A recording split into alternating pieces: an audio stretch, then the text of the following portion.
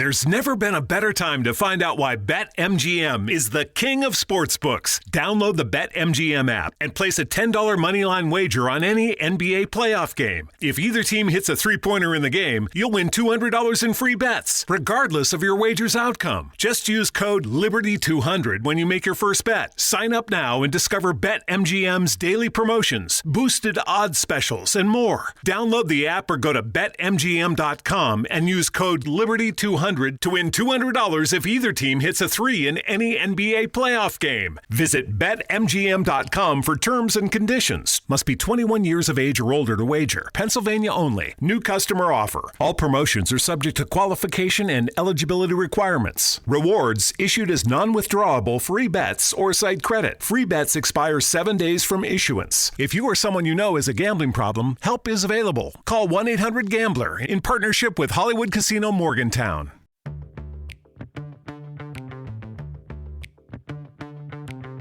Hey, it's Christine from Storyworthy. Today on the show, actress Lauren Weedman talks about going to a psychic and finding out devastating news. Went to go see a psychic.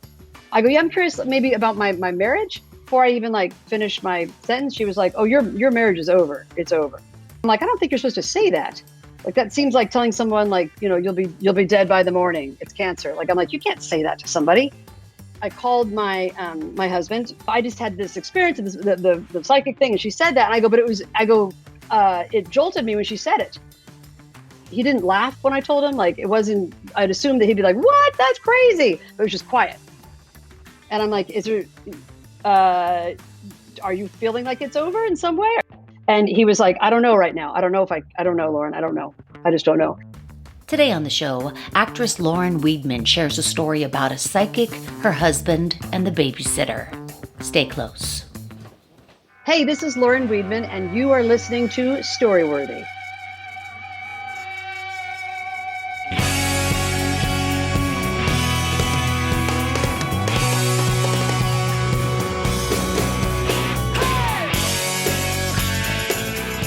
Welcome to Storyworthy. My name is Christine Blackburn, and I'm coming to you from Los Angeles, California.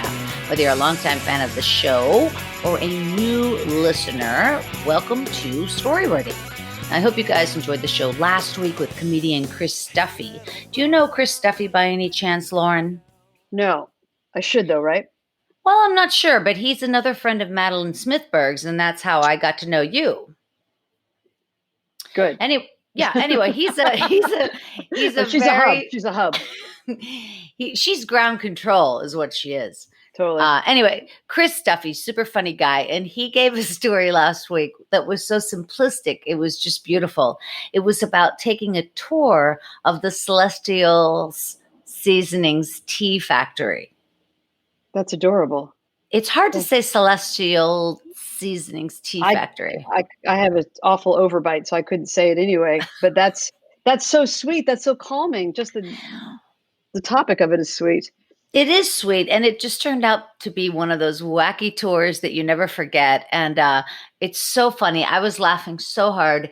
And then, of course, later I go and I have to Google this Celestial Seasonings tea company factory tour, and you could see the whole tour on YouTube. And let me tell you, it's way worth it. So go back and listen to Chris Duffy's story about the tea factory. It's super funny, but not today, because today I'm here with a really interesting person that I haven't met before. And I'm surprised because I should have met her. She's a comedian and an actress, and a force is what she is. She's super talented, and I'm super happy I met her. Her name is Lauren Weedman, and she brings forth the topic, the babysitter. And I think about my daughter's 13, and she's pretty much about the age that she might start babysitting if we knew children. Do you know what I mean? Yeah. Yeah. Well, we do know children, but I don't know. I mean, I think during the daytime she would, but I don't think it would be like a nighttime thing yet. Now, when I was 13, I was babysitting all the time, all the time, all hours of the night. Yeah, I was babysitting, but I was also stealing from people who I babysat for. So it was I didn't do that constantly, but I did it a couple times. So then I screwed up so I got busted. But babysitting is, and I was creeped out by the dads and stuff. Yeah, I was creeped out by a few dads. But wait, I got to understand. What was the most expensive thing you stole? What, I wish it was something like, I stole a tennis bracelet, 14 karat. No, I stole like somebody, it was 2 items. It was control top underwear, and I'm not kidding, and a brush, because it was like and the underwear was like a control top underwear. And then I got, because I was like, I was starting to gain weight and I was chubby, and when I saw, I was like, oh my god, these will make my stomach flat and a brick bounce off my butt. So it was like Spanx. Spanx for the memory. Yes, it was early day spankers. And but I had to return them, like when I got busted for taking them, But how did you get busted? because I think they were like, hey, where's my control top underwear? Because it That was, seems I know, to know if it's gone missing, but maybe she just took care of her delicates, and so she knew, like the mom did. And I took a brush as well. Like I went on like a shopping spree one night where I was like, right, and I don't, what a psychotic child I must have, because I was like, yeah. I'm going to sneak this, they'll never know, and I'm going to sneak, I'll put it on my clothes, and then I got so busted immediately, and then I had to Yeah. return control top underwear, like it was awful. And did you have to knock on the door and then they Yes, answered and then you had to say, I'm so sorry I took your brush and panties? yes, yes. And but I said it like, I said it like, I was crying so hard I couldn't talk. I was Well, that is a distraught. crazy thing because it's so deliberate. You know, those items are very specific and deliberate. It's not like you just like took a pen or No, like ice cream or something. no, they were things that I thought I would never get. I'm like, my Yeah. mother will never buy me, like, she won't buy me a girdle. Like, she's abusive. I'm just kidding, but she won't buy me a girdle, and she won't buy me this one kind of brush because it was like a high end brush or something. Yeah, Oh, like it a was such a boar's like, head. yes, exactly. I'm sure, or I hope it was that. I hope it wasn't something like, from the drugstore. Who knows? Not a good year in that sense. But as soon as I was left alone in people's houses, I would always get really. I mean, I wouldn't go nuts. I wasn't like spray painting and wiping No, with no, their no, no. towels. I totally get it because the Budzaks had an entire bread drawer full of Suzy Q's, ho-hos, snowballs, the Oh, whole deal. And it was yes, like I just ate so much of those cakes, you know. yeah. And binged and never thought. Did you like never thought like, oh, I shouldn't be eating their food? You were just like, this is Yeah, delicious, well, delicious. I didn't mind eating their food, but like at the Orr's house, they had Reese's cups. Like they would just What, buy them. I know. Like what is happening? So outside I of Halloween? clean them out, yeah. Now, here's where I would steal is I would take Mrs. McMahon's cigarettes, and Oh she shit. smoked a long green pack, and I can't remember the name, but it was menthol. I remember that because they smelled, and Refreshing. I think it might have been a Parliament. Mm. And I would try to smoke. I always hated it. It never worked. Like it never took because it was always so horrible, and I never got like a rush or whatever. Then I discovered weed, and that was that. But Oh yeah, forget I it. do remember trying, cigarettes. Yeah, you got to. You want to at least try. I mean, what kind of Yeah. American are you? Well, this is interesting. It's 2020. You have a 10-year-old child, a single mom. Am I right? Yeah, yeah. Hoo, hoo, hoo, And yeah. I'm a single mom, and my Aw. daughter's 13. Well, yeah, but it's just so interesting how different we raise them now. Like, I wouldn't let my daughter, first of all, I wouldn't let anybody watch my daughter unless they've known her for like, several years. I mean, it doesn't even occur to me to call in a 13 or 14-year-old to watch her. That's not going to happen. Like, You I mean don't even, when she was younger, you wouldn't have called a teenager in to help, you no, mean? I Yeah. don't think I'd call right now. I mean, not until somebody was like somehow qualified. Like Right. I Yeah. don't trust like that. You're not gonna do like the Babysitter app. Like somebody told me who didn't have kids was like, you should get it when I was trying to look for childcare at some point. They're like, there's an app for it. And I was like, oh, God, it sounds disgusting. That sounds awful. Yeah. Just a random person. Like, I don't know. I just think so Mm. differently now about parenting and how, I mean, I'm also the youngest of six. And so, and now I have one child. So obviously things are very different. But I just felt like I was on my own since I was about 7. Oh, wow. That's good. You're the youngest, did you say? Of 6, yeah. Oh So God. the Well, you were then parenting on your own. stopped. Yeah. Yeah, pretty much. Anyway, I'm excited to hear about your babysitter. But before we get to your story, Lauren, I did want to remind everybody to head over to storyworthypodcast.com. And you know what you'll find there? You'll find the lineup for this week's Storyworthy Hour of Power. Every Sunday night, guys, I'm doing 1 hour live on Zoom with 4 of the best storytellers on the Storyworthy podcast. So we've had some really great success, some very cool guests this week coming up. Well, now this isn't going till Tuesday, so forget that. But the point is Madeline Smithberg wants to tell a story, Lauren, and she wants to do it the same night you do. Oh God, of course she does. So competitive, so competitive. So we're going to definitely plan you guys on the same night. But anyway, you guys, it's super fun. Storyworthy Hour of Power, support live entertainment and all that good stuff. And then after the hour is over, we've been playing Story Smash. And that's a game show I have, Lauren, which you'd be such a wonderful judge on. We've got to have you on Story Smash. I love judging. Just in general? General. Yeah. I love it. And then I love it. It's really like, that's my actual title. It's even better. I don't have to hide it. Cool. Yeah, I would love to do that. You crack me up. Anyway, you guys, we're having a great time over there, and I do hope you'll join us. You know, as always, there's a free option, just so you know. Yeah, exactly. All right, you guys, Lauren Weedman, she's here right now. Like I said, she's an author and an actress and a comedian. And my God, Lauren, you have so many TV appearances. And I know you're going to jump and you're going to say, oh, it was nothing. But wait a minute. Reno 911, The United States of Terror, Date Night, Two Broke Girls, The Daily Show. Then you were one of the funniest characters I've ever seen in my life on Hung, when you were that character, Horny Patty. And basically you were in an office and you were always masturbating at your desk. I mean, that must have been the craziest thing to play. Am I right? I wasn't always masturbating, just once in a while, just like in the dips in the day. That was an awesome part. And what was great about it was had the name Horny Patty.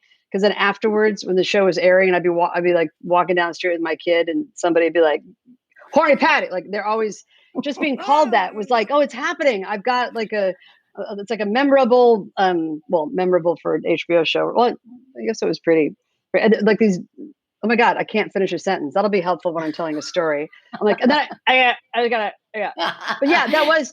But the problem is, like, you do those things, and then your son, comes home from school and is like, somebody said that you did porn, that they saw you doing porn on the show called Hung. And I was like, wow, I'd been thinking about this moment and didn't think it was going to and then I gave a long speech about, for the sake of a story, I would only serve story, and tried to spin it a bit. But you told them it was comedic, right? You told them that. Oh, if you saw it, there's nothing, because I did it after I'd had one of the sex scenes was after I'd had Leo, and so I had gigantic breastfeeding boobs, which they were people on the set couldn't even fake. They're so fake usually. They couldn't even fake that they were like they were so like, wow, they're really like, because one was gigantic and one was. I got fan mail after that show. That was like, "Dear Horny Patty, you have one big ass cow titty, one little ass cow titty. Why is that? Love, your fan." I was like, "Dear fan, thank you for your inquiry." Oh my God, that is so invasive. That's crazy. It is, but I did have one big ass cow titty and one little ass cow titty, because he only breastfed, like he fed on one more or the other. Seems so weird now to think of that I ever fed anybody. God, I'd love to feed somebody now. between you and I breastfed my daughter till she was 12. 9.5. Yeah, no, but till she was like 3.5. That sounds really nice. It was really good. She's super healthy. She's never been ill. I'm not kidding. I think there's something to it. That's my point. Does she reach over and does she rest her hand on your breast when you're eating dinner? All the time. Yeah, all the time. She just lays her head down like it's a pillow, Yeah. But as you know, they're not as big as they were when I was pregnant. Yeah, when I had to get a bra, I remember, after the baby came. And I just couldn't believe holding that bra up that it was mine. Like it just never. Yes. I couldn't believe it. Yeah, that's how I felt. And then that's documented on HBO. Like I remember, like that's my body. Like, I don't recognize these at all. And then they're like, do you mind doing, I was in the hospital and they were like, do you want to come do another episode? And it's a sex. And I was like, there's no way they're going to want me to do a sex scene. And I'm not being like critical of the human, the beautiful female body, but it's like, no way.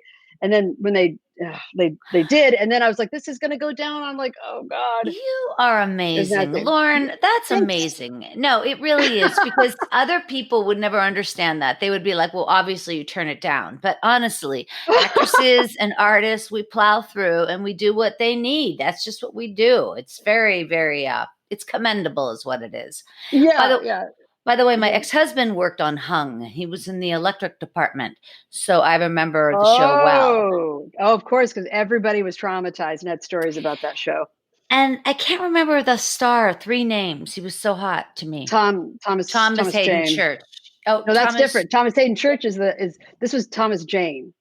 Oh, that's right. Yes, it was. He got naked a lot in the show. Yes, he did. Yes, he did. A beautiful man. A very beautiful good looking man. Yeah, he really is. And as well as Thomas Hayden Church, now that I think of it. Both really, they both done well for themselves in the looks department. Good for them. Yeah, well, good for them. Yeah. You also have many solo shows, and this especially interests me because I have one that has like cost me my soul. And right. So I'm so impressed that you've had many, many. In fact, I wanted to read a couple of the titles because they make me laugh. Well, some make me laugh. Some are normal. Amsterdam, Homecoming, Wreckage, and Bust. Another one, No, You Shut Up. That's one. And then, of course, Lauren Weedman doesn't live here anymore. So now that one, did that refer to you not living in Seattle anymore? Because I know you'd lived there at one point. It came about when I was working in Portland, actually, because I was doing the show at a theater that I had been to before, and I'd done a show about wanting to move to Portland was the show. Mm-hmm. Because Portland just loves Portland. I love Portland too, so I understand why they love it. It loves itself. And so they titled the next show "Lauren Weedman Doesn't Live Here," just because I think they thought I didn't title it, which was the first time. And then every time I did the show in different towns, and they just tweak it a little bit. So when I did it in Seattle, they're like, "Lauren Weedman doesn't live here anymore," because I used to live there. And this isn't that like fascinating, I guess, but it's that was. Then I thought it was like symbolic, because like a midlife crisis thing where suddenly you're like, that person I used to know has moved away. So it was also based on that. That like door has been closed, but a window appears. That's exactly right. Yeah. You guys can find more about Lauren at her website, laurenweedman.com. And also you can find her on Instagram at Lauren_Weedman. All right, you guys, wherever you are, put your hands together for Lauren Weedman. Yay. Oh, thank you. What I was kind of at the height of things going well, of working and making money, not to be really crass about it, but it was the one time where I was like, okay, I'm on like a regular on a show, that kind of life. So God, one little taste of that amazing crack pipe. So I would say one of the peak moments of my career, I don't even just like health wise, like I was at a point where everything was very shiny. And the shinier it got, the more angry my husband seemed to get. And which had happened before. This is my second marriage, I'm proud to say. And the first one, I'd had a similar feeling. As soon as I started to do really well, and it sounds simplistic, but it was true. It was right when things started to feel, the more stressed out I got, also with pressure of things going well, like more expectations on you and jobs and stuff. Marriages tend to kind of get wobbly, or they can, I guess, or mine, or the people I chose, or who knows. We'll save that for like my therapy.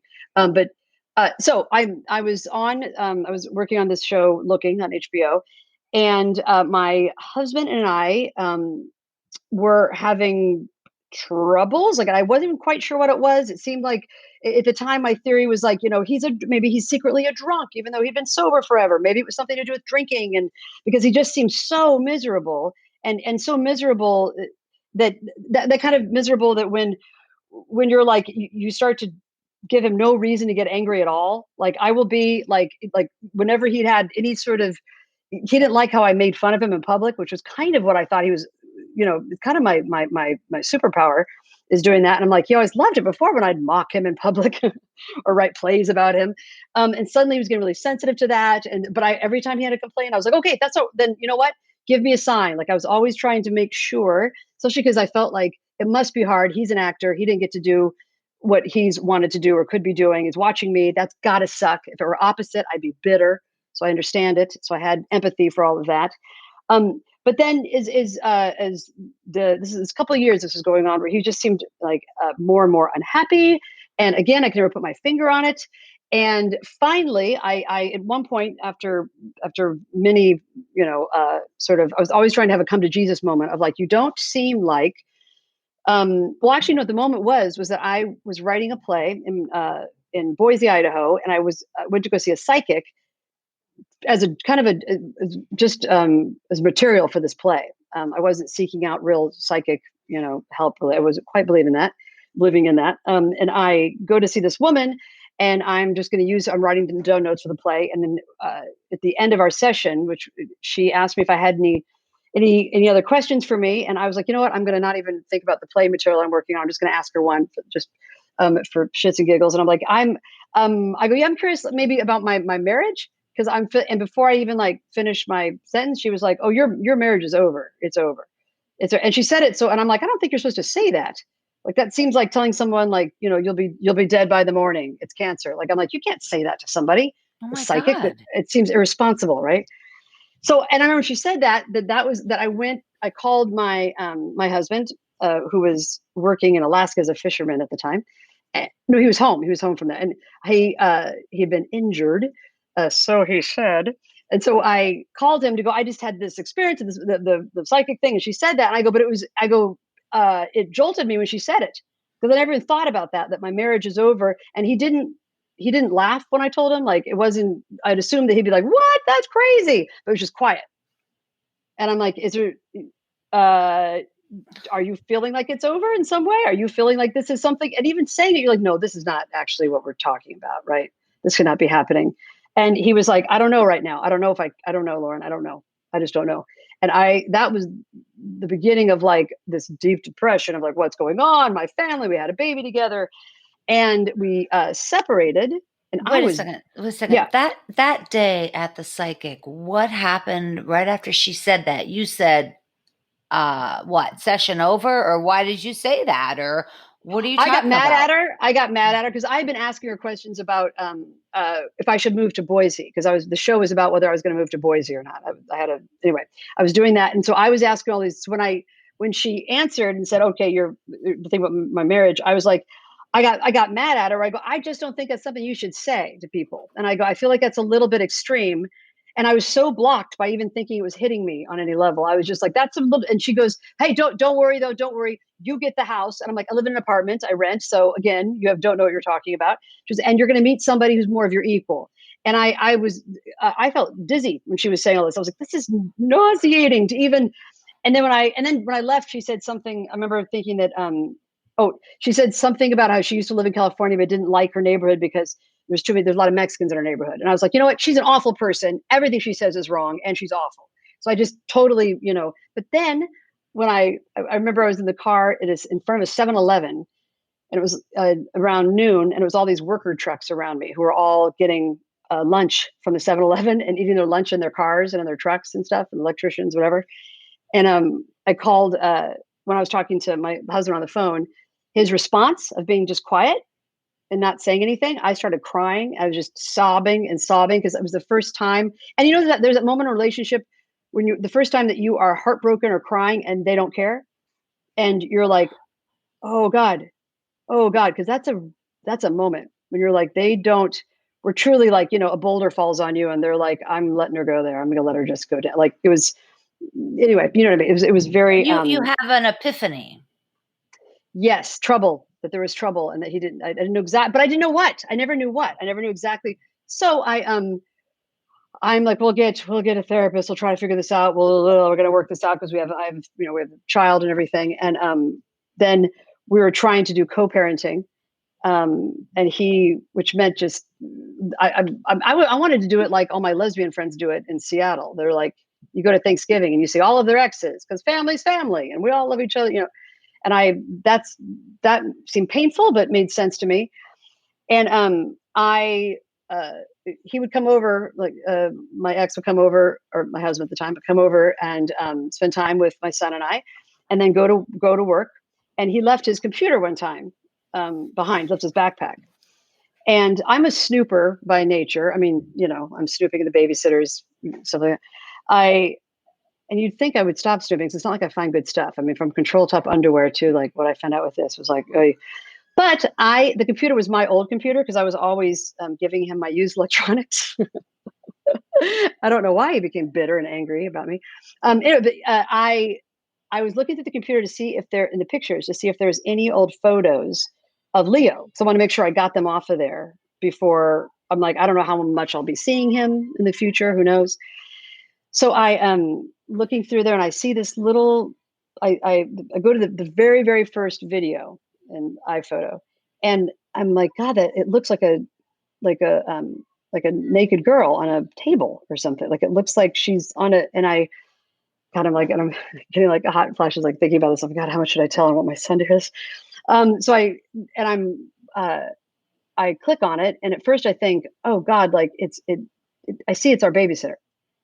That's been our babysitter for the last like 3 years. And when I first see her, I think, oh God, she does porno. Like, I kind of thought, like, she dressed really overly, she had a very sexual, she was a hot girl. Like, there was like, we had sign language for the babysitter. It would be like the babysitter and put her hands out like big boobs. And people like the soccer coaches were always like, oh, is this babysitter going to come tomorrow? Like, and I click on it, and she's talking to and I was, of course I was also like, my God, it was awful to think that she was doing that but it made sense to me in some way. And then it was also awful to think that Jeff was watching those like looking at the videos. And and then she says his name, like she starts talking to the camera. And I was so in denial when I heard it that I literally was like, well, she said Jeff, but is it like Jeff or Geoff? It's completely hard to tell. And my friend and I that I was telling this to was like, we were joking about, like, she could have been like, Jeff from 1129 Lincoln, but like could have given everything. Would have been like, well, did she say 1129 and a half? Because there is that one apartment that's like, I just was not going to be. And I had this moment of, I'd never seen. I have a friend I have a friend. That's all I was on to say. No point to it. Just I have a friend. No, I have a friend in Seattle. Me in Seattle, who always, when she gets upset, she's always like, I was so upset, I almost threw up. I swear to God, I threw up. And I'm like, nobody throws up from being. I've always judged her. And then I was like, oh, I didn't get sick, but I had a moment of like, oh my God, if people do throw up when they hear stuff like this, when you're like, and then I thought, well, now I guess now I can. Here's my moment. I can go slash tires, and I've had fantasies of this for years. Actually, it was a great fantasy as an actor and as a dramatic person. Anyway, like I get to smash in windshields and like, yeah, he did to me, Stella. But I was so nauseous I couldn't even like tip over a chair. Like and then my kid is right there. I have a small apartment. I look over on the coat rack, and there's a coat hanging there that our babysitter she'd given to me, and she's been with us. She was on her way over that day, and I remember I called her and was like, I left a voicemail, and I was like, don't come over. You're not babysitting anymore. And I see the coat that she gave me, and she'd give me this coat. She used to wear it when she would come over and to babysit, and I was always complimenting her. And it was like this sort of faux or fake leather fur from like Forever 21 or Forever 51 was always my joke. And I was always complimenting her. And then she gave it to me, which now I know why she gave it to me, because she was like, I'm sure she was racked with guilt. But I would wear it all the time. And I remember I felt weird taking it. I was like, oh, I don't want to take it. Feels, I'm your employer. I should not take things from you. And I'm so much older. But I took it because she's like, I'm just going to give it away. You should take it. I bet it looks really good on you.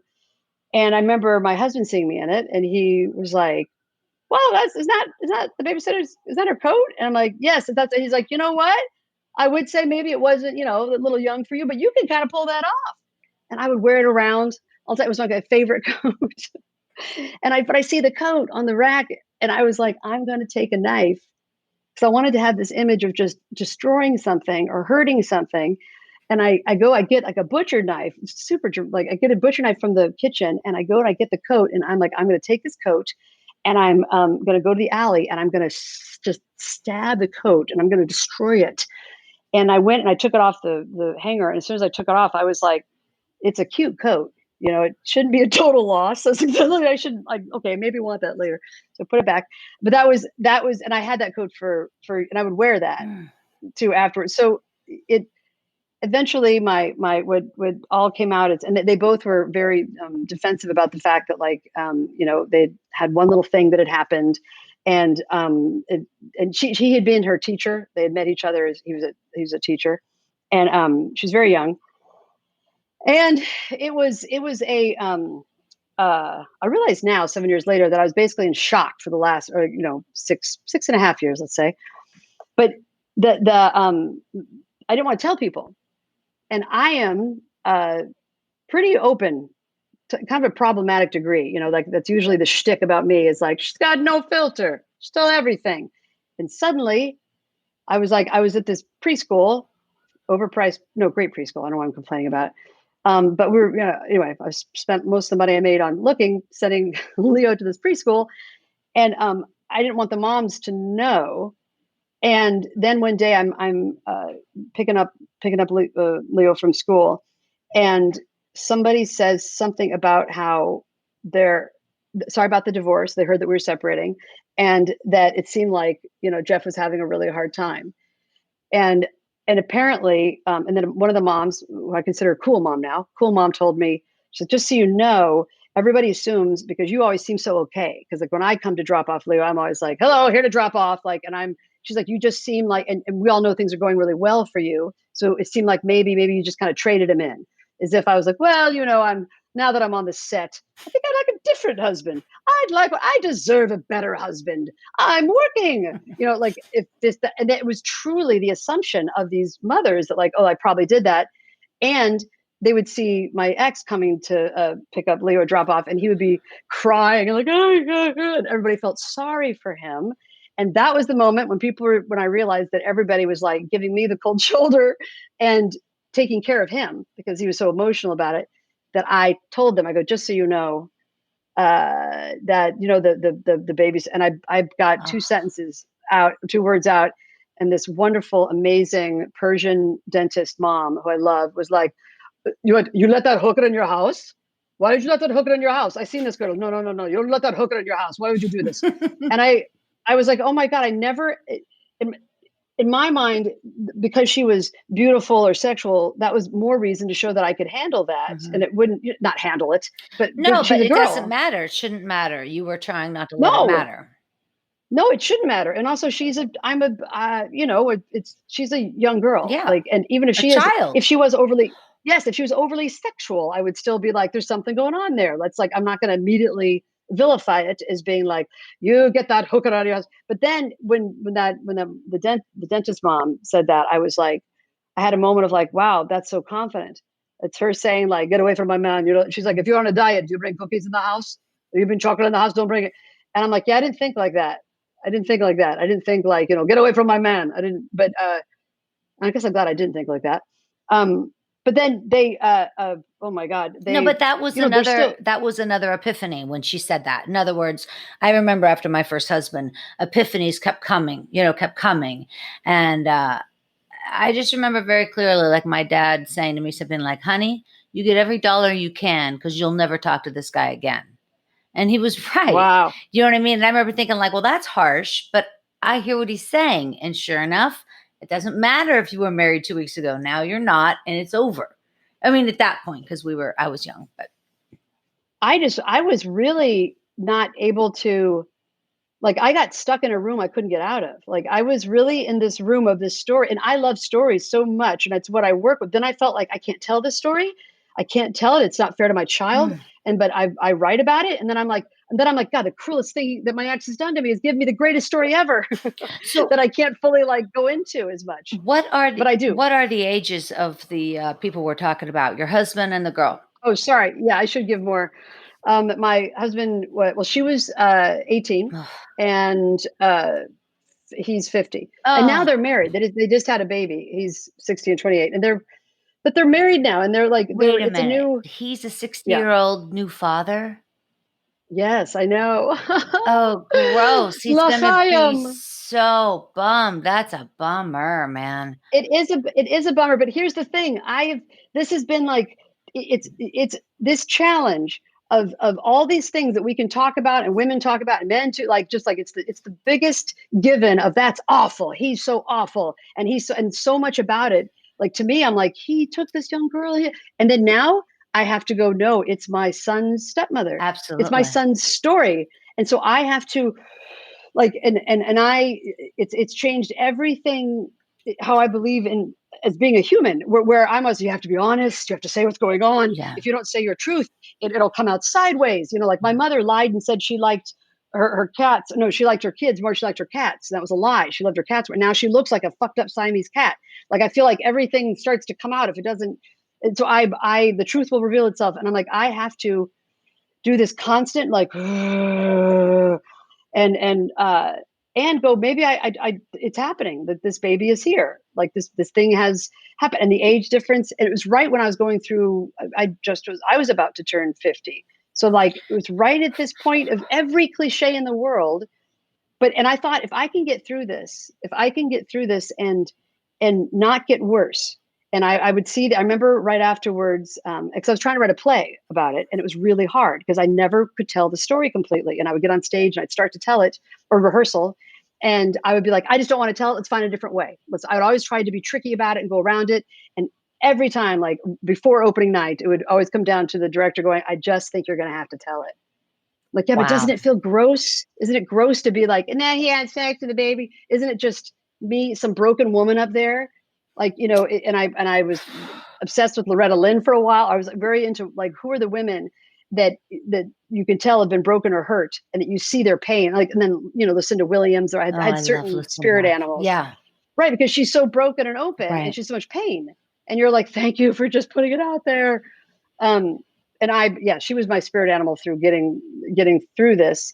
But I thought, if I can get through this and I can find a way to not let it, like, when I'd see these divorced mothers, like in Boise, who are like just vicious about their exes, and I had those feelings sometimes, but I'm like, if I can just find a way to, like, he's a human, he's a person. Well, you Like, I did can love do. him, and of course you always will, as the father of your child, but it's a disappointment and it's a loss because it wasn't what you planned, and you certainly didn't see it coming. So you almost have to, like, compartmentalize it, I guess. Yes, that's exactly right. When you see them, like, I see them now, I just can't think about or be, and hopefully they do the same. But it's also amazing.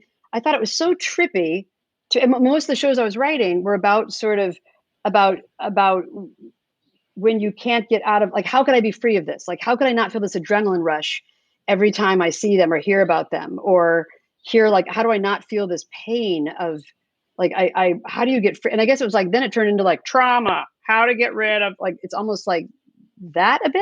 And I'm like, well, I don't Well, want to did you spend my, seek help? What did you do? I was super busy. I don't have time for that.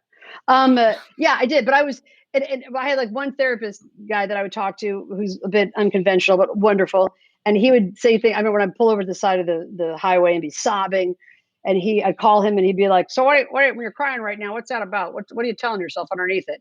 And I'm like, "And I don't have, I just think like, what do you mean?" And he just pain. He goes, "No, but what's the story in your head you're telling?" And I was like, "That I don't get a family. That I don't get a family." That, like, everybody gets his thing so easily, and he goes and picks whatever he wants. And right when I'm like, there's this thing with aging was so bizarre too. Like, I didn't realize how that was going to be as a female. Like, I'm like, God, I'm surprised. Now I understand why there's so many bitter middle-aged ladies. Well, Now I see that where they're, girl could be your daughter or his daughter, obviously. I mean, that's a yes, crazy age yes, difference. But the fact is, now your brother, or excuse me, your son has a brother. And so that's forever yes, and ever. yes. And babies do sort of change the story a bit. Like, you bring in a new person and it's like, okay, we got to, like, and that's so I've seen them. um, I went to the, after, and this was, I would still get these, like, just dizzy spells with every, like, they're getting married, like, what? And I was like, oh my God, they're gonna get married. And then it was like, they're having a baby. I'm like, oh God, they're having a baby? Like, why would you do that? And everything just would throw me into a, and now he's a part of, I think, anyway, they seem very happy. I don't know for sure, obviously. I've got to do more research on that. I'm just kidding. I don't want to go into whether they're happy or not. But when they got the baby was born, and I see my son so excited about it, and I'm like, I'll go with you to the hospital. Like, let's go, because I want to see the baby too, and I wanted to experience my son seeing his brother for the first time. I thought it was sweet, and then I'm going to the hospital. It's the same hospital where Leo was born, and I'm like, wow. So I'm coming. Next time I'm coming in is now his father is having he did it. He had a baby with that young girl that was, and I have moments of like, this is so fucking, and I go two ways where like, how did my life get so fucking white trash Hollywood cliche? I'm not successful enough for that. Because it was like the nanny I heard. And I'm like, no, I not a nanny. It was a babysitter. I've never had money for a nanny. Like I'm middle class actor. I'm an artisty type. And but then there was something where I'm like, if you could just let go of what you think it's supposed to be and like, let these stories happen, I think a part of me was just like, this is what it is. And then watching me tell other people and it's always a big event, when people are telling their stories about divorce or whatever. And I'm like, I've got one. Yeah. Hold my beer.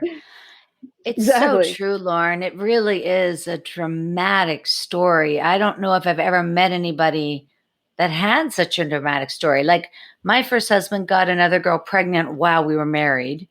And so that was huge. But I was only 20. I know, but I was only 26. And so I knew, as bad as it hurt in the back of my head, I knew for sure I was very young and I didn't have any kids with him. You know what I mean? Like I felt like a bit of a safety net because I was so young. He was like 36. He was older. But the point is like, I knew, by the way, the girl he got pregnant was 24. So, they always go younger, as you know. Yes, I do. I do. But I do. It's shocking. It's all just shocking. And I swear to God, the older I get, I just realize like very little surprises me anymore. Like very little. Like I'm surprised not even more bizarre things happen because life is just crazy. Yeah, I'm always surprised by people's secrets. Like I'm always surprised that people are able to keep things to themselves because I'm not that good at it, clearly. Yeah. But I also know this is not to say that like we were having and sometimes people tell stories about their divorce or something falling apart. Or like I remember when I read Eat, Pray, Love, how she in the beginning of the book she was like, "We're two adults that went our separate ways," and then she goes on. I'm not to disparage Elizabeth Gilbert, no, right? I know, yeah. But it seemed all kind of neat and tight, like, oh, it's all the, and I remember thinking like, I wanted to know so much more about it. I was like, God, like, I want to know more details of how people get into this. Anyway, but I know for myself, I have always been attracted to like sometimes I think of it, I know it's not flattering for the men, as if going to a shelter and whoever the dog is in the very back, they're like, don't go near him. And they're like, well, that's funny. Normally that dog doesn't really take to people. Like he really seems to like you. And I'm like, it's because I understand. Here, boy. And then I can show off how I can handle the one who's really hard to handle. Or like there's clearly these are not like, I take folks that I know maybe, I mean, this is probably insulting to everybody I've dated, but a little more, as soon as I think they're an outsider or have had anything that's made their life tough, I'm like, come to mama. You'll fix it. Yeah.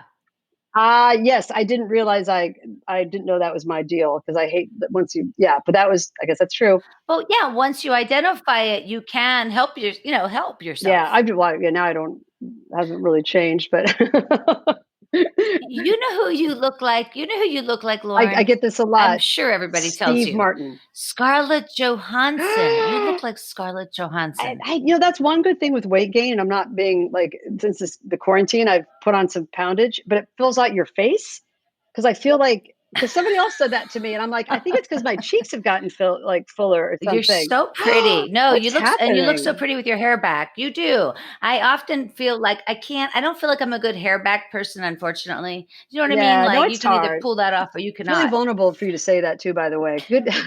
Well, especially in this important time where white people are really needing to stand up. And, by the way, man, oh man, this is a very, very upsetting everything that is going on is so upsetting. Yeah. And I remember when I first saw the video of George Floyd, I just remember thinking, that cannot be. Like, that did not just fucking happen in front of my eyes. That did not happen. Like, I couldn't believe it. I mean, I know about police brutality, but it was so clear. And that guy had his hand in his pocket and was all nonchalant. And people are screaming, outraged around him. And I just like busted out crying. And it's just has to stop. No, yeah. I feel like you, though, that you said, like, nothing surprises you.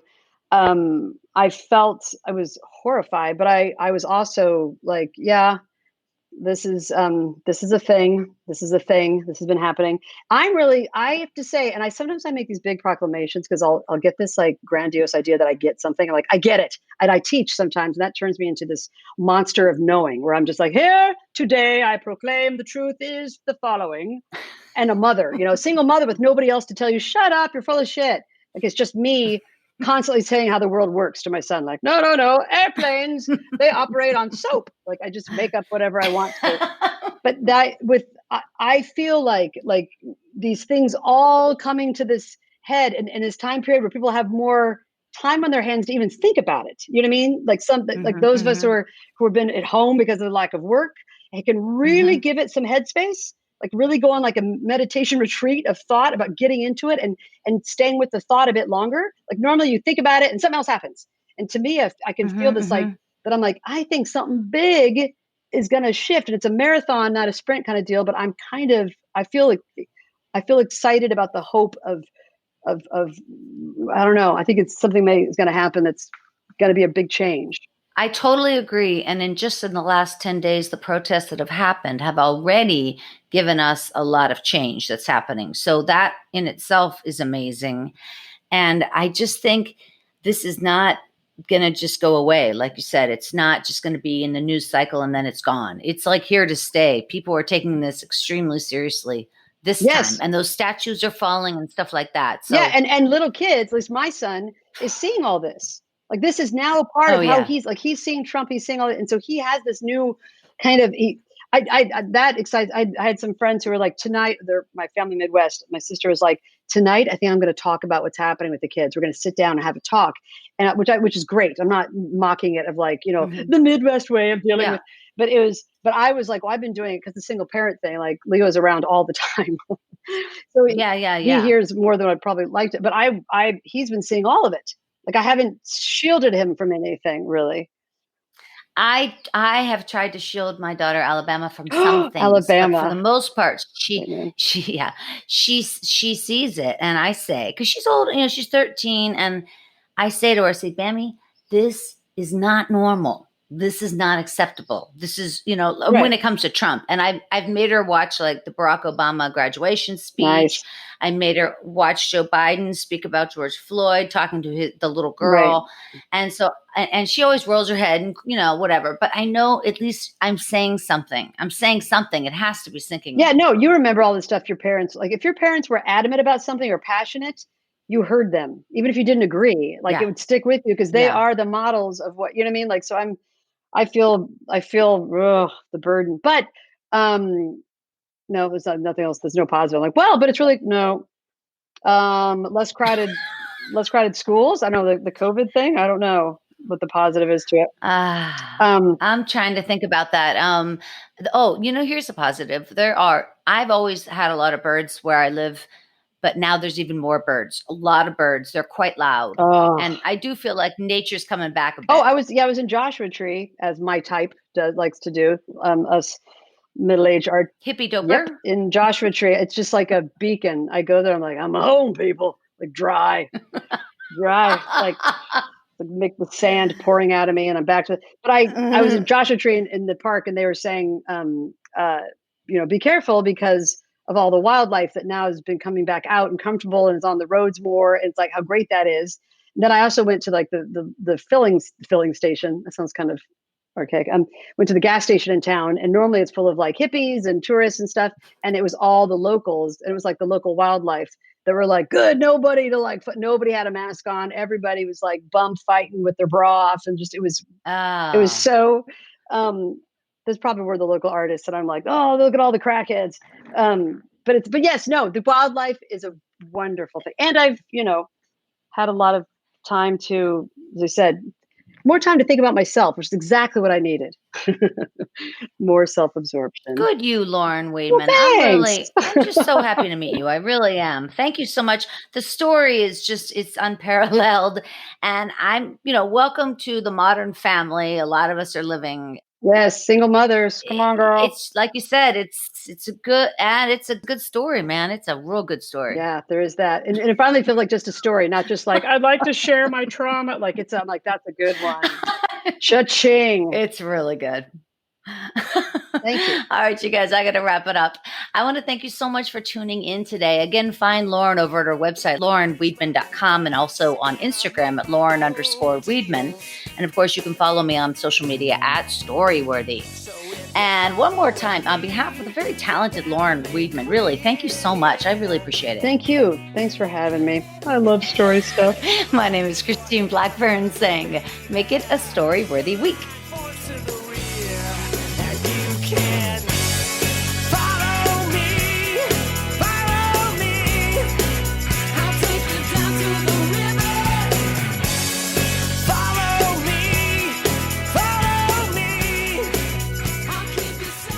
Thanks for joining us on the Storyworthy podcast. We'll be back next week with all new stories.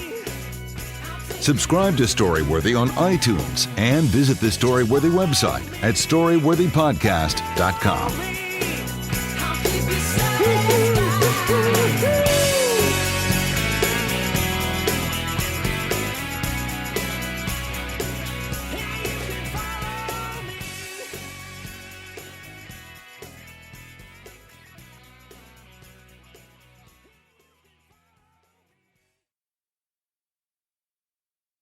Caregivers, are you and the person you care for not satisfied with your current home care agency? Then you need to call Help at Home, as we offer the highest paid wages, weekly pay, overtime pay, benefits, and do not forget paid time off. Help at Home is actively recruiting caregivers who are caring for a loved one.